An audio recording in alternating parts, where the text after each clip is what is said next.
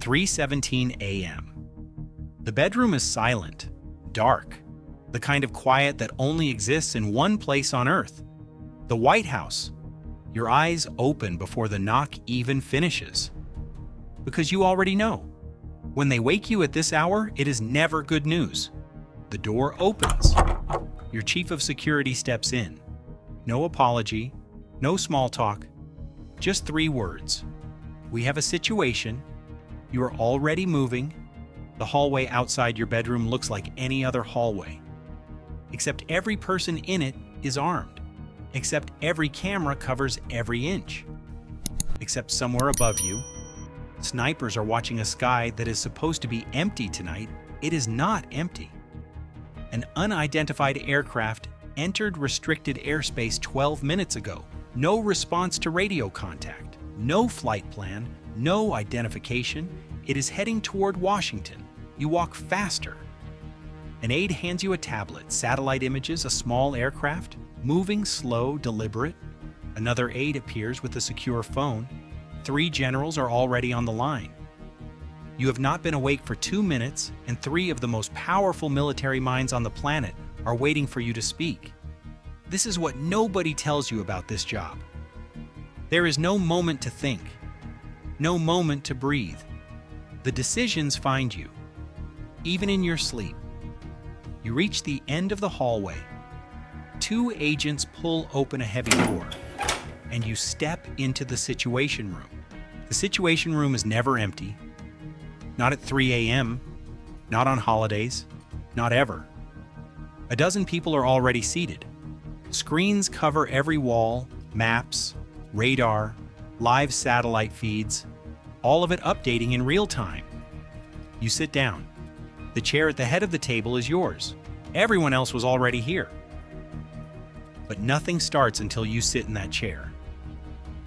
That is the wait nobody prepares you for.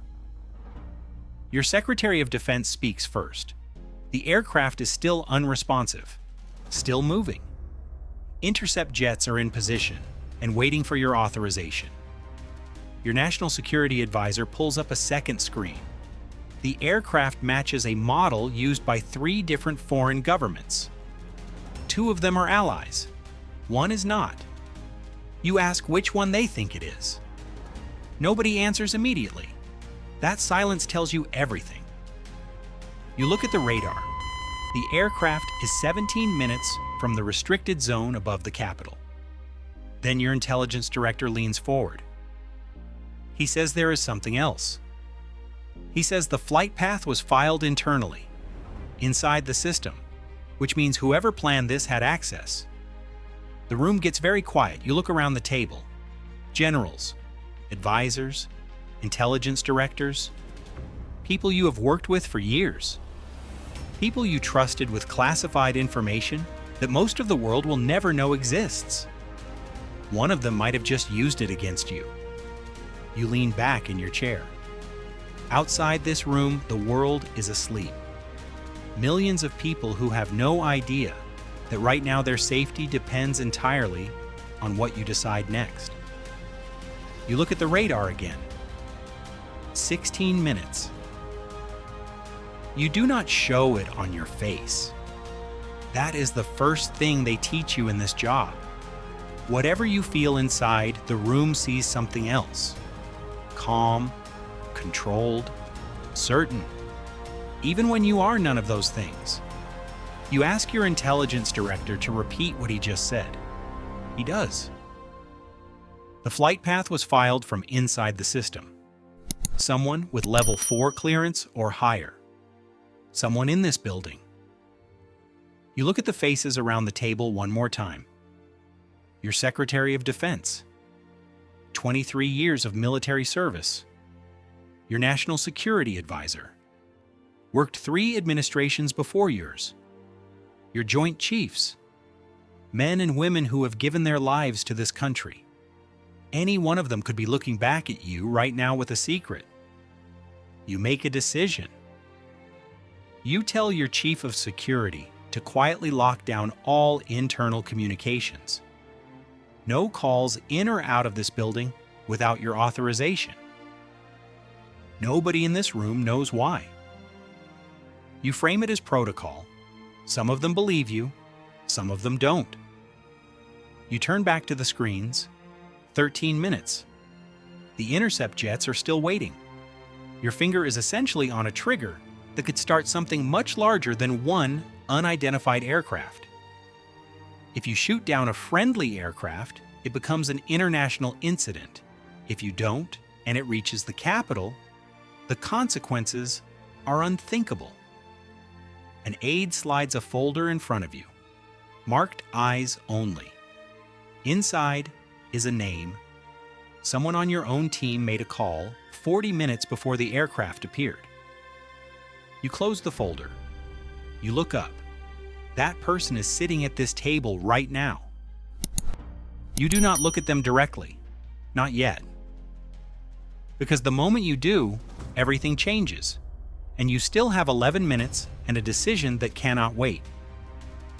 You tell your defense secretary to prepare the intercept authorization, one signature away from execution. He slides the document across the table. You pick up the pen, and you stop. Because something is wrong. The aircraft is slowing down, not turning, not descending, just slowing, like it is waiting for something. Or someone? You put the pen down. You ask your intelligence director what changes if the aircraft lands instead of reaching the capital. He looks at you carefully.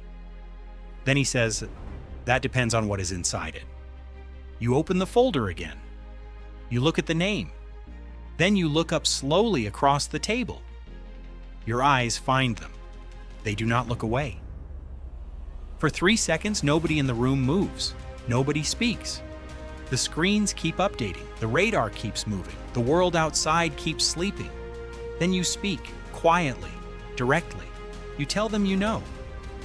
The room freezes. They hold your gaze for a long moment. Then something shifts in their expression. Not guilt. Something closer to exhaustion. Like someone who has been carrying something heavy for a very long time. They say your name. Just your name. The way people say it when they are about to tell you something that cannot be unsaid. They say the aircraft is not a threat. They say it is a message. And they say you were never supposed to find out who sent it. You tell everyone else to leave the room. Nobody moves at first. This is not protocol. This is not in any manual or training exercise or emergency procedure. But you say it again. And one by one they stand. They file out. The generals, the advisors, the aides, until it is just you and the person who just changed everything. The screens are still running, the radar is still tracking, the aircraft is still out there, slow and silent above dark water. You ask them to explain all of it from the beginning. They do. It takes 4 minutes. 4 minutes to dismantle something you believed completely. The aircraft carries a diplomat, someone who has been trying to reach you through back channels for months. Someone with information about an agreement made before you took office. An agreement that was never written down, never recorded, never meant to survive into your presidency. But it did. And now you have to decide what to do with it. Not your advisors, not your generals, not your cabinet, you. Alone in this room at 3 a.m. with a decision that will never appear in any history book because it will never be allowed to exist in any history book. You stand up and walk to the main screen. The aircraft is still waiting. You think about the millions of people asleep right now who have no idea this moment is happening. People who voted for you, people who didn't, people who will never know your name beyond a headline. All of them living their lives completely unaware that somewhere above them, a decision is being made that touches all of them. This is the part they never show you before you take the job. Not the motorcades, not the speeches, not the handshakes with world leaders. This, a quiet room, a screen, a choice with no good answer. You pick up the secure phone. You give the order to stand down the intercept jets. Then, you authorize a private landing. Runway 7, no cameras, no record. You put the phone down. The person across the room looks at you and asks if you are sure. You look at the chair at the head of the table. The chair that has held the weight of every impossible decision made in this room for generations. Every crisis, every war, every moment where one person had to choose on behalf of everyone else. You tell them you are never sure. You tell them that is the job. You walk back to your seat. The screens begin to update. The aircraft adjusts course toward runway 7. Somewhere in this building, the day is already beginning.